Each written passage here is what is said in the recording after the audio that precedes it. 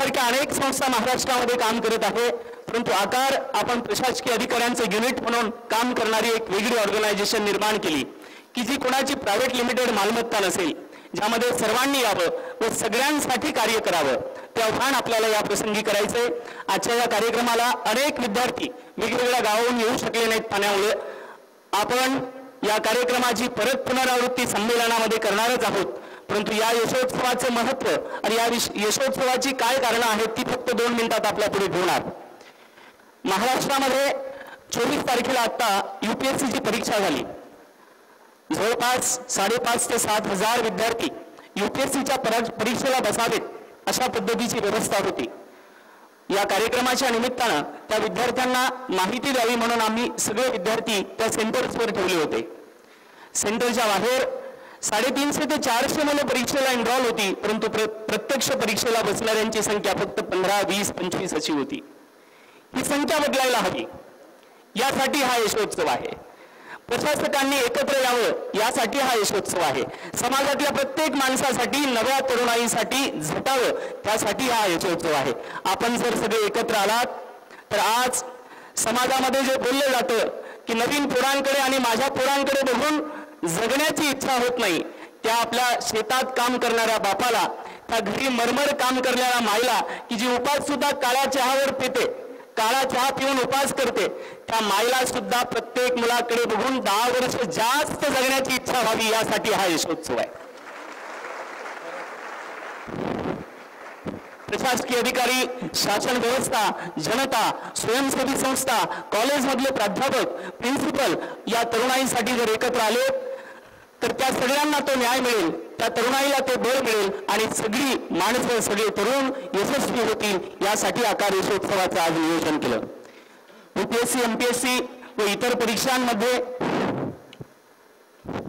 यशवंत झालेले 117 यशवंत, त्यापैकी जे आले त्यांचा यशोत्सव आपण आज इथे घेतोय, त्यांची मनोगत आपण इथे घेतोय। त्यातनं एकच उद्देश आपल्याला इथून आजचा दिवस काहीतरी परिवर्तनाचा ठरावा, आजचा दिवस काहीतरी नव्या संकल्पाचा ठरावा। तो करतोय म्हणून मला करायचं नाही, सात सोबत हवी कुणाला माझंच आभाळ माझीच धरती, असाच एकटा चालत राहील एकच मशाल माझ्या हाती, जगण्यावरती मरण्यावरती। तो संकल्प घेऊन मला काम करायचंय, मला स्वतःला लढायचंय आणि माझ्या जीवनाचं सर्वोच्च परिमाण गाठायचंय, त्यासाठी हा यशोत्सव। आणि म्हणून प्रशासन, व्यवस्थापन, स्वयंसेवी संस्था, प्रिन्सिपल आणि समाजातली ती सगळी जाणकार माणसं जर आपण एकत्र आलात तर माझा संकल्प आहे, माझा विश्वास आहे की या महाराष्ट्रात स्पर्धा परीक्षा क्रांती झाल्याशिवाय राहणार नाही। जसं सरांनी सांगितलं, मी आधी पण आकारमध्ये आलो आहे। माझे असे भरपूर मित्रमैत्रिणी आहेत जे मला फोन करत असतात की अभ्यास कसा करायचा, काय करायचा, आणि त्यांचे काही काही कन्फ्युजन्स असे असतात जे मला वाटतं की ते तुम्हा सगळ्यांचे कन्फ्युजन्स असतील।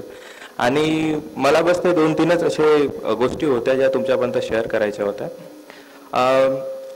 त्यातली एक सर्वात महत्त्वाची गोष्ट म्हणजे सगळ्यांचे असं मिसकन्सेप्शन असतं की हे कोणतीही एक्झाम खूप कठीण असते। आता मला असं कधी कधी वाटतं एक्झाम्स ह्या एक रनिंग रेस जशी असते ना तशी असते। कोणती रेस 100 मीटरची असते, कोणती 200, कोणती 500, कोणती 1000 मीटरची। तर आता आपली सगळ्यांची प्रॅक्टिस जर 100 मीटर रेस धावण्याची आहे आणि आपण जर म्हणू की 500 मीटर रेस हे कठीण आहे, तर मला हे वाटतं की हे कुठेतरी चुकीचं होणार। मी आता जरी आपल्यासोबत घोलप सर आहेत त्यांना जर विचारलं मी की सर UPSCची एक्झाम कठीण असते का, तर मला विश्वास आहे की सर हे नक्कीच नाही म्हणणार की कठीण असते। ते इतकं नक्की म्हणतील की हो, अभ्यास जास्त करावा लागतो। हा जो एक छोटासा डिफरन्स आहे तो मला वाटतं की आपण सगळ्यांनी समजून घ्यायला पाहिजे की आपण एक तर अभ्यास करायच्या आधीच असं प्रिझ्युम करतो की कोणती एक्झाम फार कठीण असते, त्याच्यामुळे आपण हे होऊ शकू का, आपण हे सगळं अचीव करू शकू का।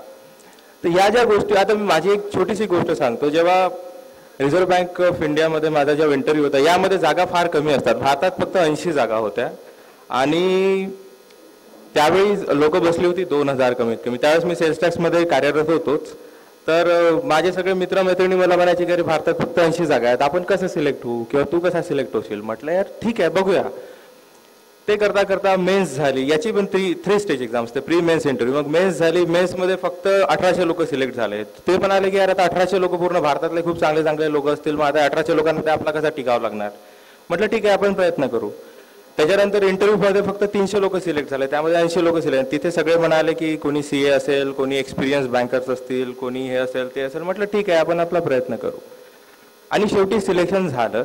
तर सांगण्याचा उद्देश असा की जर मी पहिलेच ते ॲझ्युम केलं असतं की एक्झाम कठीण आहे, आपण कसं देऊ शकू, तर मला वाटतं की हे सिलेक्शन होणं हे फार कठीण आहे. त्याच्यामुळे अभ्यास सुरू करताना, आता तुम्ही लोक भरपूर लोक अभ्यास सुरू करणार असताल, काहींनी सुरू केला असेल, तर तुमच्या मनात असा कोणताही शंका कुशंका असतील की कोणतीही एक्झाम कठीण आहे, तर ती कृपया आधी मनातनं काढून टाका आणि नंतर अभ्यासाला सुरुवात करा. त्यामुळं तुम्हाला एक चांगला नवीन मार्ग पण भेटेल अभ्यास करायला आणि तुम्ही जास्त कॉन्फिडेंटली अभ्यास करू शकाल. मित्रांनो, खरोच राम वाघचं कार्य वाखाणण्यासारखं आहे. कारण स्वातंत्र्यानंतर जेव्हा प्रशासकीय सेवेत माणसाची गरज भासायला सुरुवात झाली, तेव्हा पासूनची जर आकडेवारी आपण तपासून पाहिली तर त्याच्यात महाराष्ट्राचा टक्का किती होता आणि महाराष्ट्राच्या टक्क्यापेक्षा विदर्भाचा टक्का किती होता हे जर तपासून पाहिलं तर ही शोकांतिका वाटेल आपल्याला. त्यानंतर महाराष्ट्र स्टेटने मागच्या 5 वर्षामध्ये अतुलनीय कामगिरीसाठी प्रशासकीय सेवा केंद्रे शासकीय स्तरावर उघडण्याची सुरुवात केली. नागपूरचं प्रशासकीय केंद्र देखील त्यांनी सुरू केलं होतं. मागच्या वर्षी अमरावतीचं सुरू केलं, त्याच्या अगोदर नाशिकला सुरू केलं. आणि इथले प्रशासकीय सेवेमध्ये चांगले विद्यार्थी यावेत यासाठी आपल्या इथले माजी जिल्हाधिकारी दराडे सर यांनी देखील विशेष प्रयत्न केले. मी त्यांच्या नावाचा या ठिकाणी उल्लेख याच्यासाठी करेल की त्यांनी त्याच्यासाठी मेहनत पण घेतली. त्याचबरोबर ह्या ज्या संस्था आपलं हे कार्य करतात, या कार्यामागचा उद्देश असा असतो की जी एवढ्या मोठ्या देशाला 1.2 बिलियन लोकसंख्या असलेल्या देशाला जे कार्यक्षम मनुष्यबळ हवं असतं, ते कार्यक्षम मनुष्यबळ आपल्याला तयार करण्यासाठी ज्या विविध संस्था मदत करत असतात, पर्यायाने त्याचा लाभ आपल्याला होत असतो. त्याच्यामध्ये शिकण्याची प्रक्रिया आपल्याला समजते, माणसाची पर्सनॅलिटीचं डेव्हलपमेंट होते, माणसाच्या उत्पादकतेमध्ये बदल होतो, माणसाच्या कार्यक्षमतेमध्ये बदल होतो. आताच RBIमध्ये ज्याचं सिलेक्शन झालं त्या यशवंत विद्यार्थ्यांनी या ठिकाणी सांगितलं की पेपर हा कोणताच कठीण नसतो. अगदी बरोबर आहे, कारण मी शिक्षक आहे. पेपर हा कधीच कठीण नसतो.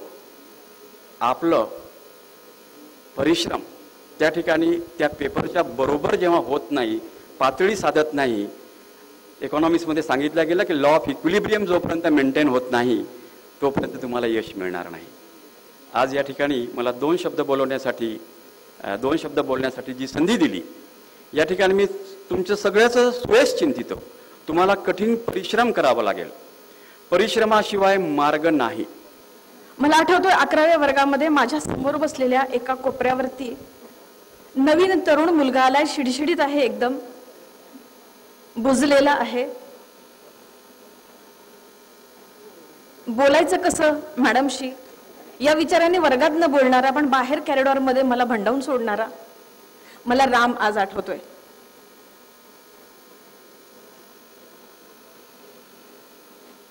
मुलं बाहेर घराच्या बाहेर निघाली की त्यांच्यासोबत त्यांच्या आईचा आशीर्वाद कायम असतो.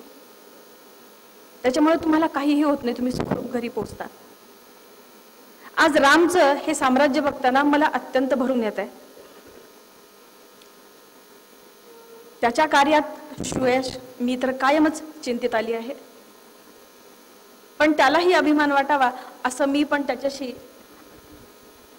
इन्फॉर्मेशन टेक्नॉलॉजी जी तुमची आहे त्याच्या माध्यमातून मी त्याच्याशी जोडले गेलेली आहे. त्याचा प्रत्येक क्षण मी अनुभवते, त्याच्या प्रत्येक क्षणामध्ये मी स्वतःला धन्य समजते. आज या ठिकाणी इतक्या सगळ्या मी साळुंके सरांचं मगाशी पुस्तक चाळत होते.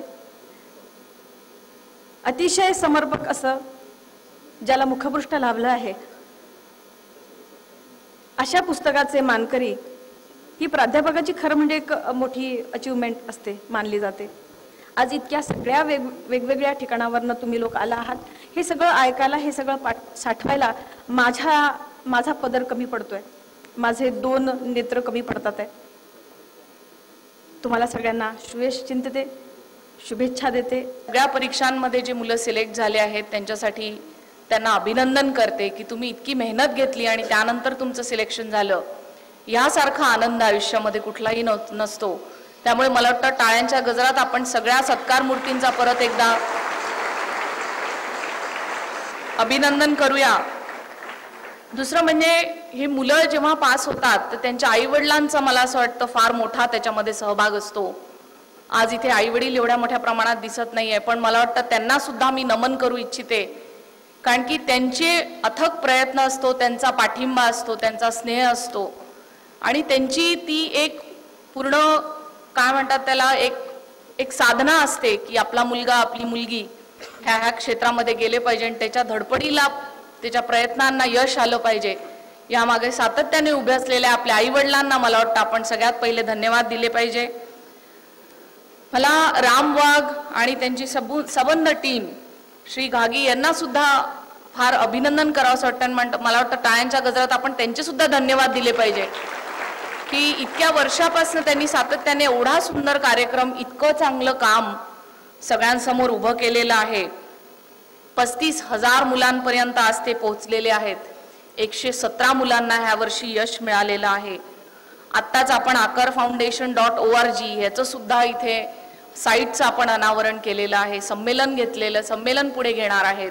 म्हणजे त्यांच्या ऍक्टिव्हिटीज बघितल्या तर असं वाटतं की म्हणजे काय, यू जस्ट प्लॅन इट. तुम्ही फक्त विचार करा की हे करायचं आहे आणि रामबाग ते करतायत, त्यांची टीम ती करते.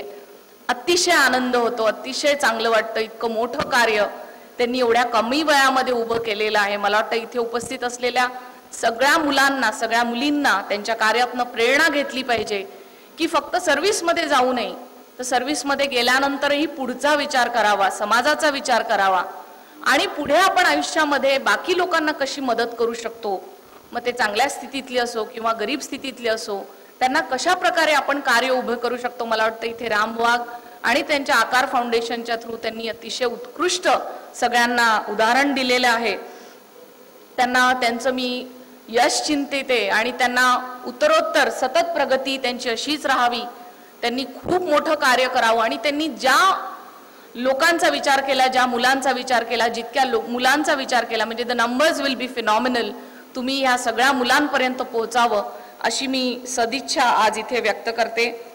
मी सर्व्हिसेसमध्ये जेव्हा आली, मी जेव्हा IRS मध्ये सिलेक्ट झाली, IRS इंडियन रेव्हेन्यू सर्व्हिस 1997 बॅचची मी ऑफिसर आहे आणि MBBS केल्यानंतर मी सर्व्हिसेसमध्ये आली आहे. जेव्हापासून सर्व्हिसेसमध्ये आली आहे तेव्हापासून मी गायडन्सचे प्रोग्राम्स घेत असते. ह्या दृष्टीने घेत असते की आपल्याला जे माहिती आहे ते सगळ्यांना कळावं आणि समजा त्यांची इच्छा असेल ह्या काडरकडे यायची, ह्या सर्व्हिसकडे यायची, तर त्यांना कुठेतरी आपल्याकडनं थोडी का होईना पण मदत आपल्याकडनं व्हावी. राम, मला इथे सांगावंसं वाटतं की मी इतक्या साऱ्या कार्यक्रमांना अटेंड केलाय, पण एवढ्या मोठ्या संख्येमध्ये हा सगळ्यात पहिला मोठा कार्यक्रम आहे आणि हा तुमच्यामुळे, आकार फाउंडेशनमुळे आणि मुलांच्या सगळ्या मला वाटतं त्यांच्या इच्छांमुळे आणि त्यांच्या प्रयत्नांमुळे आज आपण इथे करू शकतो आहे. आपल्याला माझ्याकडनं फार फार शुभेच्छा आणि भविष्यातही कधी काहीही मदतीची गरज असली कधीही तुम्ही सांगा. मी नक्की माझ्याकडे जेही तुम्हाला सांगण्यालायक असेल ते नक्की सांगेल आणि मदत करण्यालायक असेल ते नक्की करेल. विषय हा फार मोठा आहे. 10-15 पॉइंट्स मी मेन लिहून आणलेले आहेत. मला असं वाटतं मला 10-15 मिनिटं मी सांगेल आहे, कारण की एवढ्या मोठ्या प्रमाणात मुलं आली, त्यांना 5-10 पॉइंट्सही समजा मला सांगता आले तर फार आनंद होईल आहे. पण हा विषय असा आहे की आपण खूपदा असं बघतो की बाजूचा मुलगा IAS करतो, IPS करतो, MPSC करतो, UPSC करतो, बँकिंग करतो, मुलगी करत असते म्हणून आपण जातो आणि आपण करतो. मला असं वाटतं हे कुठेतरी आपल्याला एकदा परत बघणे आहे. मी ह्या सर्व्हिसमध्ये आज 15 वर्षांपासून कार्यरत आहे. मी खूप ऑफिसर्स असे पाहिले की त्यांना सर्व्हिसमध्ये बेसिकली यायचंच नव्हतं आणि मग ती आली आणि मग त्याच्यानंतर ती फार फ्रस्ट्रेटेड असतात सर्व्हिसमध्ये की अरे हे मी काय केलं, मला हे नव्हतं करायचं, मला अजून काहीतरी करायचं होतं. तर उपस्थित मुलामुलींना मी हे नक्की रिक्वेस्ट करेन की हे क्षेत्र खूप मोठं आहे, इथे खूप मेहनत लागते आणि एकदा ह्या क्षेत्रामध्ये आलं की वळणं कठीण परत. त्यामुळे तुम्ही ह्या क्षेत्रामध्ये यायच्या आधी विचार करा की तुम्हाला आयुष्यामध्ये खरंच काय हवं आहे. What is the thing that you want in your life. हा कुठेतरी आपण सतत विचार ठेवला पाहिजे की सिव्हिल सर्व्हिसेस ते क्षेत्र आहे का ज्याच्यामध्ये मला जायचं आहे. आणि समजा तुम्हाला असं वाटलं की नाही सिव्हिल सर्व्हिसेसच ते क्षेत्र आहे, MPSC UPSC बँकिंग आणि कॉम्पिटेटिव्ह एक्झामचं क्षेत्र तेच आहे ज्याच्यामध्ये मला जायचं आहे, तर तुम्ही मग नक्की ह्या क्षेत्राकडे वळा. पण ह्या क्षेत्राबद्दल पहिले विचारून घ्या, विचार करा, स्वतःच्या पर्सनॅलिटीबद्दल विचार करा की मी ह्या सगळ्या गोष्टीसाठी फिट आहे का, हे सगळे कामं मी करू इच्छितो का.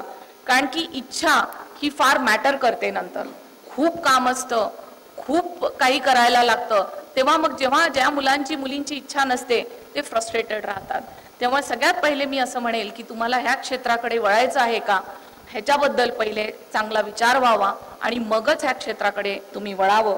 आयुष्यात नक्की हा विचार करावा की आपल्याला आयुष्यात काय हवे आहे. खूपदा हा विचार आपण 60 वर्षाचे 70 वर्षाचे झाल्यानंतर करतो, पण मला असं वाटतं हा विचार आपण पहिलेपासून केला पाहिजे. दुसरं मला इथे असं सांगायचं आहे की जसं आपण म्हणतो स्पोर्ट्समध्ये कुठलंही स्पोर्ट्स असलं तर एक बेसिक गोष्ट फार महत्त्वाची असते. कुठल्याही स्पोर्ट्सवर तुम्हाला समजा मेडल्स मिळवायचे आहे किंवा त्याला तुम्हाला फर्स्ट यायचं आहे तर त्याच्यामध्ये एक बेसिक गोष्ट लागते. कोणी सांगू शकतं मला ती काय गोष्ट असते स्पोर्ट्समध्ये? कॅन एनिबडी टेल मी की स्पोर्ट्समध्ये ती कोणती महत्त्वाची गोष्ट असते ज्याच्यामुळे तुम्ही जिंकू शकता, ज्याच्यामुळे तुम्ही मेडल्स मिळवू शकता?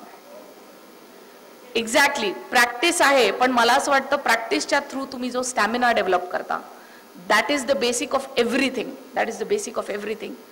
तसं जेव्हा UPSC आणि MPSCची परीक्षा तुम्ही देता तेव्हा त्याचं बेसिक स्टॅमिना सारखंच हार्डवर्क आहे. हार्डवर्क जोपर्यंत तुम्ही करणार नाही, जोपर्यंत मेहनत तुम्ही करणार नाही, त्यामुळे कुठलंही क्षेत्र तुम्ही घेतलं तर मेहनतीशिवाय तुम्हाला तिथे स्वतःचं नाव चमकवता येणार नाही, तिथे स्वतःचा ठसा तुम्हाला उमटवता येणार नाही. त्यामुळे हार्डवर्क जे आहे ते अतिशय महत्त्वाचं आहे. दुसरं, जेव्हा तुम्ही सिव्हिल सर्व्हिसेस करता, UPSC करता, तेव्हा तुमचे सब्जेक्ट जे आहेत ते तुम्ही निवडावे, चांगले निवडावे, आवडीचे निवडावे. आता तर जनरल स्टडीजवर फार मोठ्या प्रमाणात भर आहे. आमच्या वेळेस आम्ही जवळपास 2 सब्जेक्ट्स निवडत होतो, एक प्रिलिम्सला आणि 2 मेन्सला. पण सब्जेक्ट हा असा विषय आहे की तुम्हाला खूप डिटेलमध्ये तो वाचायला लागतो आणि त्यामुळे तुम्हाला आवडणारा विषय हा तुम्ही नक्की घ्या. त्यासाठी उपलब्ध असलेले विषय तुम्ही एकदा चाळून घ्या, त्याच्यातले शॉर्टलिस्ट करा आणि त्या शॉर्टलिस्टेड विषयामधले एकदा बुक्स चाळा आणि मग फायनल जो आहे तो सब्जेक्ट तुम्ही सिलेक्ट करू शकता. बुक्स तुम्ही वाचत असताना, रेफर करत असताना खूप जास्त पुस्तकं रेफर करू नका, कारण त्याच्यानी कन्फ्युजन होतं. त्यामुळे प्रत्येक टॉपिकसाठी किंवा प्रत्येक सब टॉपिकसाठी तुम्ही जसं I will give you the example of history की एन्शियंट इंडिया आहे तर त्याच्यासाठी 1-2 पुस्तकं किंवा 3 पुस्तकं ॲट द मोस्ट. मिडिवल आहे तर 2 किंवा 3 पुस्तकं, मॉडर्न आहे तर 2 किंवा 3 पुस्तकं. खूपदा आपण इतकी जास्त पुस्तकं रेफर करतो की आपण कन्फ्यूज होऊन जातो की कुठल्या पुस्तकामध्ये काय आणि कुठलाच आपला नीट अभ्यास होत नाही. त्यामुळे पहिले तर सब्जेक्ट एकदा शॉर्टलिस्ट केल्यानंतर सिलेबस तुमचं बाय हार्ट असलं पाहिजे. मी खूपदा मुलींना पाहिलं की सिलेबस माहीत नसतं.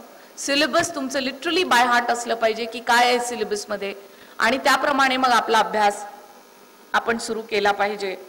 दुसरं मला इथे सांगावंसं वाटतं की तुमचे नोट्स खूपदा प्रिपेअर्ड नसतात. मी खूप मुलांना बघते, खूप मुलींना बघते, नुसतंच वाचायचं, काहीतरी लिहायचं अजिबातच नाही. पण आपण जेव्हा परीक्षांचं फॉर्म बघतो तेव्हा आपल्या लक्षात येतं की परीक्षा ह्या ज्या आहेत त्या सगळ्या रिटन परीक्षा आहेत मॅक्सिमम आणि पार्टली इंटरव्ह्यूच्या आहेत. त्यामुळे कुठेतरी तुम्हाला लिहिणं, नोट्स काढणं हे अतिशय महत्त्वाचं भाग आहे. तुम्ही प्रत्येक विषयावर नोट्स काढावे म्हणजे तुम्हाला शेवटी रिवाइज करायला सुद्धा सोपं जाईल, समराईज करायला सोपं जाईल आणि तुमचा कॉन्फिडन्स सुद्धा नोट्समुळे वाढेल आहे. जनरल स्टडीजचा अभ्यास करत असताना तुम्ही 2 न्यूजपेपर्स नक्की रेफर करावे, एखादी मॅगझिन रेफर करावी आणि एक लोकल न्यूजपेपर, एक इंग्लिश न्यूजपेपर जरी का रेफर केलात आणि एखादी चांगलं TV चॅनल ज्याच्यामध्ये अगदी व्यवस्थित व्ह्यूज एक्सप्रेस केल्या जात असतील असं TV चॅनल जरी का फॉलो केलं तरी जनरल स्टडीजसाठी एक जो तुम्हाला ओव्हरऑल लुक हवा असतो, एक ओव्हरऑल तुम्हाला ओपिनियन हवं असतं ते फॉर्म करण्यासाठी फार मला वाटतं मदत होईल आहे. दुसरं मला इथे असं सांगावंसं वाटतं की तुम्ही जेव्हा ह्या सगळ्या प्रोसेसमधनं जात असता, 1 वर्ष लागतं, 2 वर्ष लागतं, 3 वर्ष लागतं, तेव्हा मला असं वाटतं की मुलांनी स्वतःचं ॲनालिसिस करावं, स्वतःला बघावं की आपल्यामध्ये काय कमी आहे. मी खूप मुलींना बघते की ते एकमेकांकडेच त्यांचं लक्ष असते, रे हा मुलगा कसा आहे, ही मुलगी कशी आहे, हे कसं काय आहे. पण मला असं वाटतं की अत्तदीप भव ज्याला म्हणतात की स्वतःलाच दीप बनवायचं, स्वतःलाच व्यवस्थित करायचं. तुमचं समजा हँडरायटिंग व्यवस्थित नसेल तर हँडरायटिंग सुधारा, तुमचं स्पीच चांगलं नसेल तर तुम्ही ते सुधारा, तुमचं वाचन चांगलं नाही आहे का तुम्ही बघा, तुम्ही वाचन सुधारा, तुमचं बोलणं चांगलं नाही आहे का मग ते सुधारा.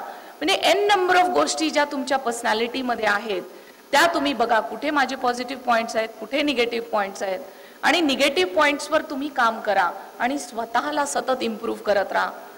दुसरं मला इथे सांगावंसं वाटतं की बरीच मुलं मी पाहते मिसगायडेड असतात, चुकीच्या क्षेत्राकडे जातात.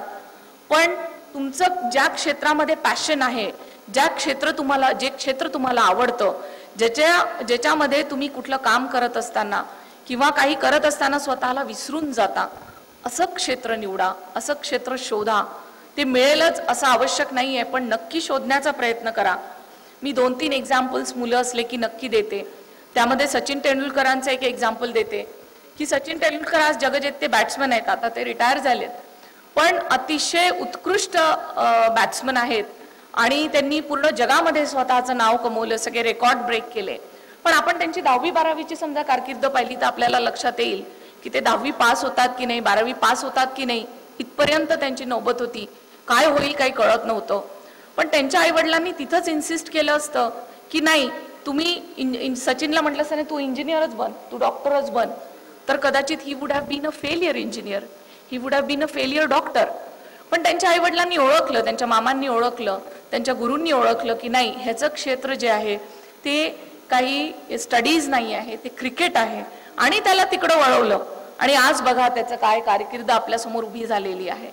त्यामुळे म्हणून मी सांगते की तुम्हाला तुमचं क्षेत्र निवडणं, तुमची आवड काय आहे, तुम्ही एक युनिक इंडिव्हिज्युअल आहात आणि that should be respected by you rather than anybody else, की तुम्ही आहात तसे आहात आणि त्यावर तुम्ही काम सुरू केलं पाहिजे असं मला सांगावंसं वाटतं. बऱ्याच मुलींना मी बघत असते की त्यांचे एक्सपेक्टेशन्स खूप जास्त असतात. म्हणजे before they give even the prelims of UPSC और MPSC और बँकिंग और एनिथिंग, ते असे वागतात की ते ऑलरेडी ऑफिसर झालेले आहेत, ते ऑलरेडी IAS झालेले आहेत, ते ऑलरेडी IPS आहेत, DCP म्हणून पोस्टेड आहेत. असं खूप मुलांचं मी वागणं बघितलेलं आहे. मला इथे सांगावंसं वाटतं की प्लीज असं करू नका. Civil services is one of the excellent careers that are available in India.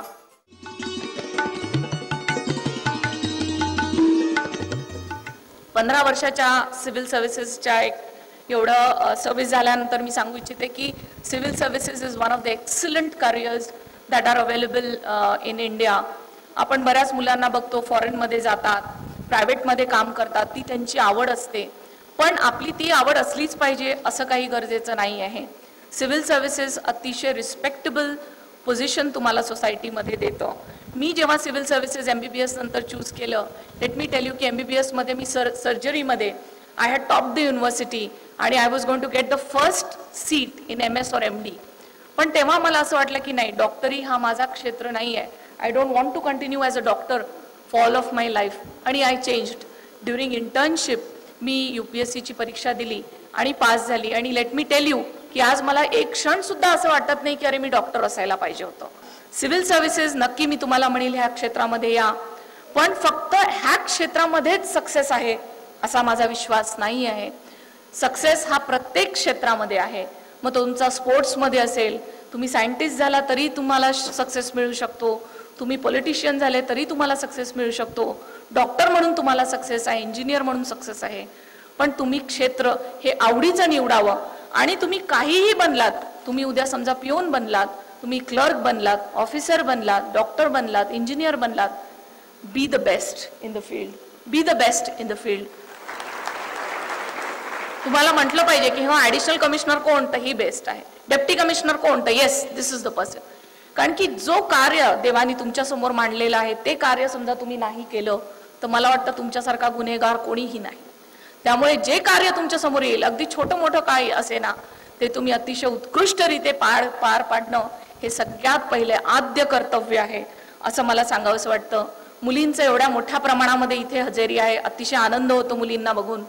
मुलींना आपल्याला अतिशय वाईट परिस्थितीतनं इथे यावं लागलं. आपल्याला माहिती आहे 60 वर्षाआधी आपली अशी परिस्थिती होती महिलांची की आपल्याला दाराच्या म्हणजे घराच्या उंबरठ्यापर्यंत सुद्धा आपल्याला येऊ शकत नव्हतो. आज मुलींना कदाचित ती परिस्थिती माहीत सुद्धा नसेल.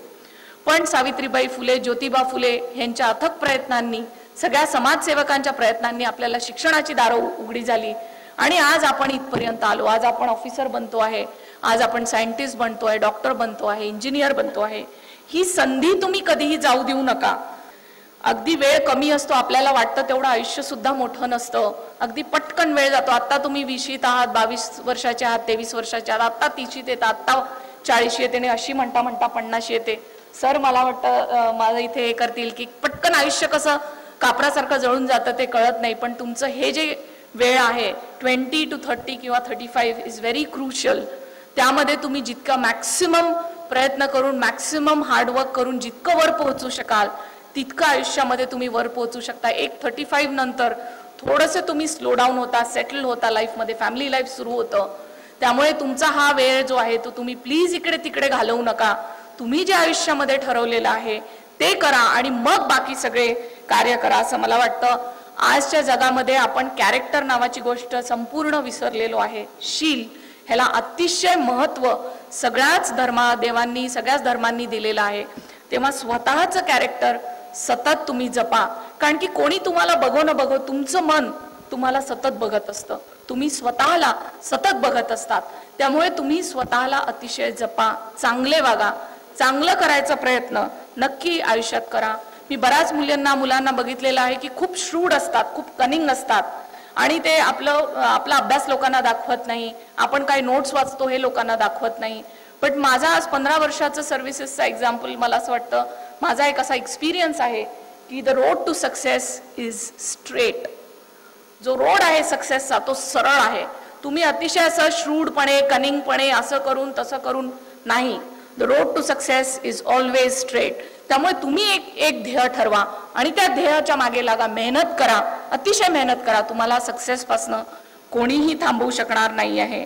आणि एक गोष्ट शेवटची अशी सांगावीशी वाटते की तुम्ही ग्रेट बना. नुसतंच बिझनेसमॅन बनू नका, नुसतंच पैसा कमवू नका, तर लोकांना मदत करा. आज आपण राम वाघ किंवा आकारचं नाव का घेतो, एक अतिशय आदर आणि त्यांना का बघतो, समाजसेवकांचे नाव आज का घेतो, तर ह्यासाठीच की त्यांनी स्वतःच्या पुढे बघितलं. फक्त स्वतःचं आयुष्य, स्वतःचा संसार, माझीच मुलं आणि माझाच परिवार ह्याच्या पलीकडे बघितलं आणि समाजाला काही ना काही मदत केली. आज ग्रामीण क्षेत्रामधनं इतकी मुलं मुली इथे आलेली आहेत. मला सांगावंसं वाटतं की प्रत्येक मुलगा, प्रत्येक मुलगी उद्या जेव्हा ऑफिसर होईल, कुठल्या पदावर जाईल किंवा दुसरं काही आयुष्यामध्ये करेल, तेव्हा त्यांनी स्वतःच्या गावातल्या, स्वतःच्या नातेवाईकांमधल्या, स्वतःच्या ओळखीमधल्या 10 ते 20 मुलींना तरी आयुष्यामध्ये उभं होण्यासाठी मदत करावी असं इथे सांगावंसं वाटतं. आणि आकारला मला परत एकदा धन्यवाद द्यावेसे वाटते. त्यांचे इतकं चांगलं काम बघून मला फार आनंद झाला आहे. त्यांनी उत्तरोत्तर अशीच प्रगती करावी, खूप मुलींपर्यंत त्यांनी पोहोचावं. उपस्थित असलेल्या सगळ्या मुलींना ज्यांनी काही अचीव्ह केलेलं आहे, ज्यांना सर्व्हिसेसमध्ये सिलेक्शन झाले, त्यांचं परत एकदा मी अभिनंदन करते आणि उपस्थित मुलींना शुभेच्छा देते. ऑल द बेस्ट म्हणते की त्यांनी येणाऱ्या आयुष्यात अतिशय चांगलं घडावं, चांगलं कार्य करावं, मग ते सर्व्हिसेसमध्ये असो किंवा नसो. All the best to you. जय हिंद, धन्यवाद, जय महाराष्ट्र. माझं जे पहिलं पुस्तक आहे धडपडणाऱ्या तरुणाईसाठी, ते ज्यावेळी मी लिहिलं होतं, मी स्वतः UPSC क्लिअर झाल्यानंतर ते लिहिलं होतं. त्याच्यामागे ती लिहिण्याची प्रेरणा कशी झाली याचं एक लॉजिक होतं. झालं असं होतं की मी UPSC क्लिअर झाल्यानंतर माझ्या गावाकडच्या मुलांना प्रेरणा मिळावी, त्यांनी अभ्यास करावा, त्यांनीही मोठा अधिकारी व्हावं, याच्यासाठी मी मोफत त्यांच्यासाठी क्लासेस सुरू केले. सगळ्यात पहिला प्रॉब्लेम हा आला की त्यांच्यामध्ये प्रचंड न्यूनगंड होता. म्हणजे आम्ही काही करू शकत नाही, स्पर्धा परीक्षांमध्ये यशस्वी होणं आमचं काम नाही, स्पर्धा परीक्षांमध्ये फक्त मोठ्या शहरातली, चांगल्या हायस्कूल्समधली, चांगल्या कॉलेजेसमधली मुलं यशस्वी होऊ शकतात, आम्हाला इंग्रजी बोलता येत नाही, लिहिता येत नाही आणि त्याच्यामुळे आम्ही यशस्वी होणार नाही, असा प्रचंड न्यूनगंड त्यांच्यामध्ये ठासून भरलेला होता. मग त्यांच्यातला हा न्यूनगंड निघावा आणि आपणही काहीतरी करू शकतो हे त्यांच्या मनामध्ये ठसावं, याच्यासाठी मी त्यांना मोठ्या मोठ्या लोकांच्या गोष्टी सांगायचो. Bill Gates, Dhirubhai Ambani, Steve Jobs, अजून काहीतरी. मुलं सगळं ऐकायची, पण त्यांच्यामध्ये फरक काही पडायचा नाही. मग मी ठरवलं की एक एक मुलाला मी इंडिपेंडेंटली भेटतो आणि त्याला विचारतो की बाबा प्रॉब्लेम काय आहे, तुम्हाला अजूनही का वाटत नाही की आपण काहीतरी करू शकतो. तर मुलं ज्यावेळी ओपन अप व्हायला लागली, मनातलं सांगू लागली, तेव्हा असं कळलं की मुलांचा प्रॉब्लेम हा होता की त्यांना Dhirubhai Ambani, Bill Gates, Steve Jobs, अजून कोण कोण ते आपल्यातले वाटत नव्हते. ठीक आहे, माणसं मोठी आहेत, खूप त्यांनी यश मिळवलं आहे, आदर्श आहेत, पण ते आमचे आदर्श होऊ शकत नाही असं कुठेतरी मनात होतं. कारण प्रत्येकाला असं वाटायचं की हे सारे लोक सर्वगुण संपन्न होते, त्यांच्यामध्ये कुठल्याही त्रुटी नव्हत्या, आणि माझ्यामध्ये तर अनेक अवगुण आहेत, माझी परिस्थिती खराब आहे, असं कुठेतरी वाटत होतं. याला मी माझ्या नवीन पुस्तकामध्ये एक रूपक वापरलेलं आहे, फोटो आणि आरसा. ही सगळी जी मोठमोठी मंडळी होती ही त्यांच्या दृष्टीने फोटो होती. फोटो आणि आरशामध्ये फरक काय असतो? फोटो, आपल्या घरामध्ये किती फोटो असतात? बरेच फोटो असतात, ते आपण भिंतीवर लावून देतो, लावल्यानंतर 2-4 दिवस बघतो, त्याच्यानंतर ते सवयीचे होऊन जातात. आणि फोटोकडे आपण बघतो, पण फोटोतला माणूस आपल्याला प्रत्येक वेळी जवळचा वाटेलच असं नाही. आपण त्याला धूप दीप अगरबत्ती करू, माळा घालू, त्याला नमस्कार करू, पण त्याच्यासारखं व्हायलाच पाहिजे असं कंपल्शन आपण स्वतःवर लादत नाही. फोटोतला माणूस फोटोमध्ये बरा आहे, राहू दे, ओके, हा झाला फोटो. आणि दुसरं असतो, आपल्या घरामध्ये आरसाही असतो. आरशाचं वैशिष्ट्य हे की आरशामध्ये आपण स्वतःला आहे तसे दिसतो. आपल्या चेहऱ्यावर डाग असतील, आपलं नाक नक्ट असेल, मोठं असेल, केस पांढरी व्हायला लागली असतील, अकाली, सगळं काही जसं तसं आरसा दाखवतो. तर या मुलांचा प्रॉब्लेम असा होता की त्यांना ही जी सगळी मोठी मंडळी ज्यांची एक्झाम्पल्स मी देत होतो, ही सगळी मंडळी त्यांना फोटो सारखी वाटत होती. ती आदर्श आहेत पण भिंतीवर बरी. मग मला लक्षात आलं की त्यांना आरसा दाखवला पाहिजे. मग आरसा दाखवायचा तर कसा दाखवायचा? तर मी ठरवलं की मीही अत्यंत गरिबीच्या परिस्थितीतून आलेलो होतो. 10x8च्या रूम मध्ये आम्ही 4 जण राहायचो. शिरूरला ज्यावेळी माझे जळगाव जिल्ह्यातल्या अमळनेर तालुक्यातल्या शिरूरमध्ये माझं छोटं गाव आहे, जिथे आम्ही राहत होतो, तिथे एके काळ असं होतं की वडिलांना घरभाड्याचे पैसेही द्यायला नव्हते, तर एका बाबू म्हणून एका बाईंनी स्वतः आम्हाला राहू दिलं होतं वगैरे वगैरे. मग पण तरी सुद्धा शेवटी आपल्या हृदयामध्ये ती एक ज्योत पेटलेली असली तर आपल्याला कोणी रोखू शकत नाही, याच्याबद्दल काही वाद नाही. अनेक ऐतिहासिक उदाहरणांनी हे सिद्ध झालेलं आहे. मग मी एक 15-20 पानांचं स्वतःविषयी एक लिहून काढलं की बाबा मी पण असा होतो. सगळ्यात महत्वाचं म्हणजे 2-3 गोष्टी मी अत्यंत मोकळेपणाने लिहिल्या. त्यातली एक गोष्ट अशी होती की मी 9वी मध्ये असताना फार बिघडलो होतो. म्हणजे मी घरातनं पैसे चोरायचो आणि शाळेमध्ये न जाता थिएटरमध्ये जायचो. दररोज कंपल्सरी 2 रुपये तिकीट होतं त्यावेळी. घरामध्ये आईच्या एका भांड्यामध्ये पैसे असायचे दुधाचे सुट्टे देण्यासाठीचे. तर त्याच्यातनं 2 रुपये काढले तर काही लक्षात नाही यायचे. तर 2 रुपये काढायचे, आपल्या याच्यामध्ये ठेवायचे बॅगेमध्ये. शर्ट पॅन्ट वगैरे पोशाख सगळा शाळेचा, दप्तर पण शाळेचं, पण 2 रुपये घेऊन शाळेच्या रस्त्यावर जाण्याऐवजी थिएटरच्या रस्त्यावर. काय काय पिक्चर पाहिलेले मी त्यावेळी तुम्हाला, कारण 3 थिएटर होते तिथे अमळनेरमध्ये. कुठलेही दररोज पाहायचा पिक्चर म्हटल्यावर कुठलाही पिक्चर पाहायला लागायचा. गाय और गोरी वगैरे पिक्चर तुम्ही नाव कधी ऐकलंय का? ती पण फिल्म पाहिलेली जुनी. रंजिता नावाची त्याच्यामध्ये कोणतरी ऍक्ट्रेस होती. खोल दे मेरी जुबान, महमूद, ते पण मी लिहून टाकलं. त्यानंतर इंजिनिअरिंग नंतर ज्यावेळी मी बजाज ऑटोमध्ये काम करायला लागलो त्यावेळी मी स्पर्धा परीक्षांचाही अभ्यास करत होतो आणि काही केल्या यश मिळत नव्हतं, कारण नोकरी आणि स्पर्धा परीक्षांचा अभ्यास हे काही समीकरण जुळत नव्हतं. तर त्यावेळी मी लिटरली नैराश्याने घेरला गेलेला होतो. इतका की 2 वर्ष मी अक्षरशः जडवत मुडवत दगडाप्रमाणे होतो, ते पण लिहून काढलं याच्यासाठी की मुलांना आरसा दिसावा. म्हणजे असं की बाबा मी सुद्धा तुमच्या मधलाच आहे, मी सुद्धा तुमच्याच परिस्थितीतला आहे. आणि माझं एक आवडतं वाक्य मी याच्यासाठी वापरतो की मी तुमच्याच मातीतला आणि तुमच्याच आभाळाच्या तुकड्याखाली राहणारा आहे. आणि जर मी त्या बिघडल्याच्या एपिसोडमधनं बाहेर येऊ शकतो, जर मी नैराश्यामधनं बाहेर येऊ शकतो, तर तुम्ही सुद्धा येऊ शकता. आणि तुम्हाला सांगतो, ज्यावेळी हे मी 15-20 पानं लिहिली आणि त्यांना वाचायला दिली, मुलं एवढी पेटून उठली. कारण पहिल्यांदा त्यांना वाटलं की येस, हे काहीतरी अपील होत आहे, हा आमच्यातला आहे, यामध्ये लिहिलेले प्रॉब्लेम आमचे प्रॉब्लेम आहेत, याच्यामध्ये लिहिलेले अवगुण आमचे अवगुण आहेत, याच्यामधले लिहिलेले गुण. म्हणजे साधारणतः आपण खेड्यापाड्यातली किंवा छोट्या शहरातली मंडळी आपोआप आपण काटक असतो, प्रतिकूल परिस्थितीशी लढण्याची आपल्यामध्ये उपजत क्षमता असते. जसं दराडे मॅडमनी सांगितलं मुलींच्या बाबतीत की एक चिवटपणा असतो परिस्थितीशी झुंजण्याचा, हे सारे गुण पण आहेत. तर या माणसाचे अवगुण हे आपलेच अवगुण आहेत, या माणसाचे गुण हेच आपले गुण आहेत, आणि या माणसाची परिस्थिती हीच आपलीही परिस्थिती आहे. हा झाला आरसा. आणि ज्यावेळी त्यांना हा आरसा दिसला, तुम्हाला आश्चर्य वाटेल, आमचं गाव आहे जळगाव जिल्ह्यामध्ये अमळनेर तालुक्यामध्ये मारवड नावाचं, या सगळ्या मुलांनी मिळून मग ज्यावेळी हे पुस्तक अनेक मुलांनी वाचलं, त्यांना प्रेरणा मिळाली वगैरे वगैरे, तर अनेक पुस्तक वाचणाऱ्या मुलांनी मला पण हळूहळू सेलिब्रिटी करून टाकलं. म्हणजे माझं भाषण झालं की वया सह्या घ्यायला यायचे. ते काय ब्युरोक्रेसीमध्येच आहे, जॉईंट कमिशनर आहे, ठीक आहे, एवढं पण काही मोठं नाही, सह्या घेणार, हे करणार, ते करणार वगैरे वगैरे. या दरम्यान हे झालं, मी तुम्हाला सांगतोय हे कशासाठी. या दरम्यान हे झालं की मी त्या धडपडणाऱ्या तरुणाईसाठी पुस्तकामध्ये माझा मोबाईल नंबर दिला होता.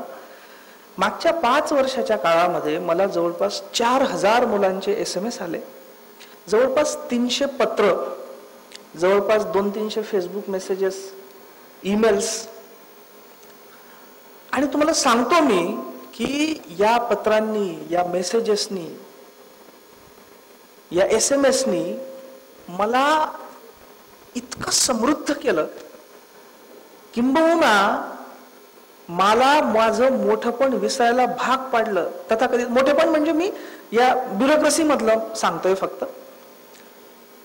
हे मोठेपण विसरायला भाग पाडलं आणि मला कळलं की अरे, आपल्यापेक्षा सुद्धा प्रचंड प्रतिकूल परिस्थितीत असणारी मंडळी आपल्यापेक्षा जास्त प्रतिकूलतेशी फाईट करून ते काय काय करतायत.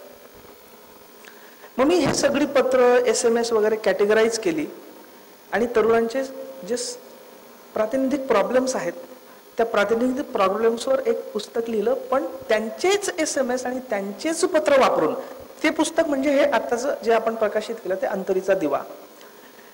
या पुस्तकामध्ये खरं सांगतो मी, हे पुस्तक मी नाही लिहिलेलं, हे पुस्तक वाचकांनी लिहिलेलं आहे.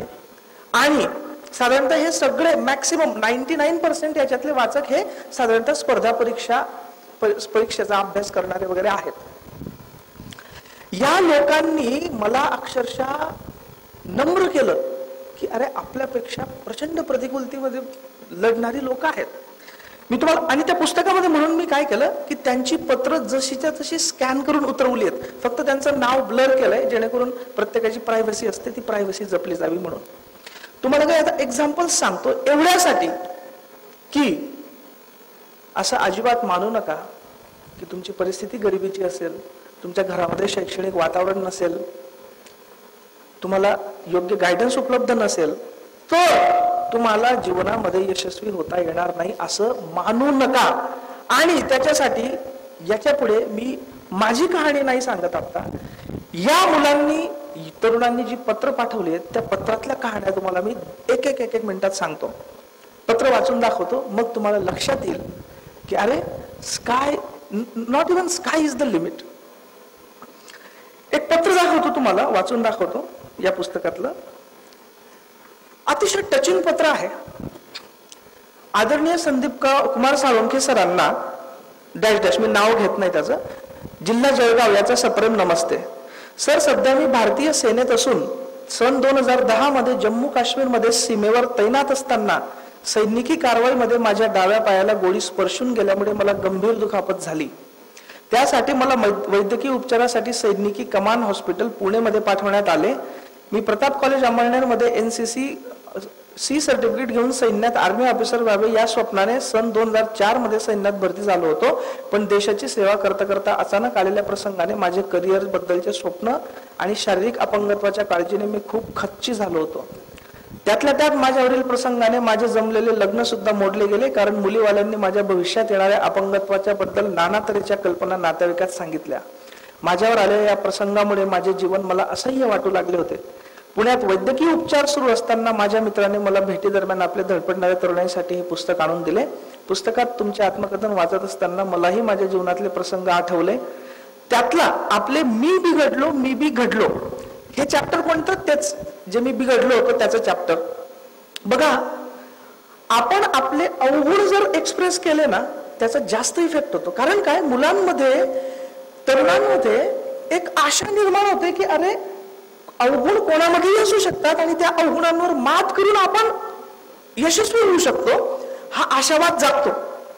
मी बिघडलो या प्रसंगाने मलाही माझ्या जीवनात त्या हॉस्पिटलच्या कैदेतच खरं आत्मपरीक्षण करायला वेळ मिळाल्या. सैन्यातील कवायतींनी मी स्वतःला वाऱ्यावर सोडलं होतं, पण तुमच्या अनंतामुची ध्येयासक्ती, तुका म्हणे होय मनाशी संवाद, ही स्थिती मलाही प्रत्ययाला आली. पण मी शेवटी निर्णय घेतलाच. एकाच या जन्मी जणू या भागाने माझ्यावर एवढा प्रकाश टाकला की मी पण कात टाकली. पुढे तो म्हणतो की ही अतिशयोक्ती नाहीच तर आपल्या पुस्तकातील शेवटचा महान संदेश. बरं, तेही मी जाऊ देतो. आता फायनल सांगतो. माझ्या आयुष्यातील ज्या प्रसंगांनी मला निराशा आली होती, आज त्याच प्रसंगांना मी झुकवले आणि त्यापेक्षाही उच्च स्तरावर आणल्याने मी देवाचे आभार मानतो. मी पण आज वॉकर शिवाय चालणे तर दूरच, त्याला डॉक्टरांनी सांगितलं होतं की तुला भविष्यात बहुधा आयुष्यभर वॉकरने चालावं लागेल. दीपक म्हणतो मी आज वॉकर शिवाय चालणे तर दूर, आज सर्वांसोबत किमान धावू तरी शकतो आहे. आणि आज PSI प्रशिक्षणार्थी माझी भावी पत्नी, जिला मी मनापासून आवडलो, जिने माझी जिद्द मनावर बघितली, ती पण ट्रेनिंग करत आहेत. माझी अजून 6 वर्षांनी सैन्यात पेन्शनेबल नोकरी होणार आहे, पण त्याआधीच 6 वर्ष अगोदर मी पण स्पर्धा परीक्षांच्या महायुद्धात उतरलो आहे, कारण 4थ्या शिष्याची पात्रता अंगी यावी म्हणून मी पण प्रयत्नशील आहे. आणि माझा मुक्काम मिळाल्यावरच मी आपल्या भेटीसाठी नक्की येईल. कल्पना करा मित्रांनो की ज्या तरुणाला एवढ्या तरुणपणी डॉक्टर सांगतात की तू आयुष्यभर वॉकर शिवाय चालू शकणार नाही, तो माणूस जिद्दीने उठतो. आणि तुम्हाला सांगतो मी, हे 1 डिसेंबर 2012चं पत्र आहे. हा ऑलरेडी PSI झालेला आहे, हे जुनं पत्र आहे. मला सांगा की आपण जर संपूर्णपणे धडधाकड असू, आणि तुमच्या समोर तर जिथं जागतं उदाहरण इथे बसलेलं आहे रमेश घोलपच्या याच्याने, म्हणून कुठेतरी आपल्याला मनामध्ये हे जागवावं लागेल की मला यशस्वी व्हायचंच आहे. मात्र हे करत असताना कुठेतरी मी तुम्हाला एक सांगू शकतो, अजून एक एक्झाम्पल देतो. एक संजय नावाचा मुलगा आहे. हे धडपडणाऱ्या तरुणाईसाठी पुस्तक त्याने 8वी की 9वीत असताना वाचलं होतं. या मुलाचे SMS वाचून दाखवतो मी, त्या पुस्तकात मी दिलेले आहेत. काय त्या मुलाची जिद्द म्हणावी, मला शिकवून गेलाय तो मुलगा. तो हा 5 सप्टेंबर 2012चा SMS आहे. संदीप सर, आज शिक्षक दिन, गुरूंचा दिवस आणि माझे गुरु तर तुम्हीच आहात. हा 10वीतला मुलगा, त्यामुळे त्याची लँग्वेज पण अशी छान इनोसंट आहे बघा. आज शिक्षक दिन, गुरूंचा दिवस आणि माझे गुरु तर तुम्हीच आहात. सर, आज आमच्या शाळेत शिक्षक दिनाची भाषणं होती. मी भाषण देत असताना तुमची आठवण झाली आणि डोळ्यातून अश्रू येऊ लागले. सर, तुम्हाला SMS मधूनच गुलाबाचं फुल देतोय असं समजा. ओके. पुढे 29 नोव्हेंबर 2012चा या मुलाचा SMS आहे. तो म्हणतो, संदीप सर, मी दुसऱ्यांदाही 10वी फेल झालो, मार्चही आणि ऑक्टोबरही. फक्त गणित या एकाच विषयात फेल, पण हार न मानता मी पुन्हा मार्चचा फॉर्म भरत आहे.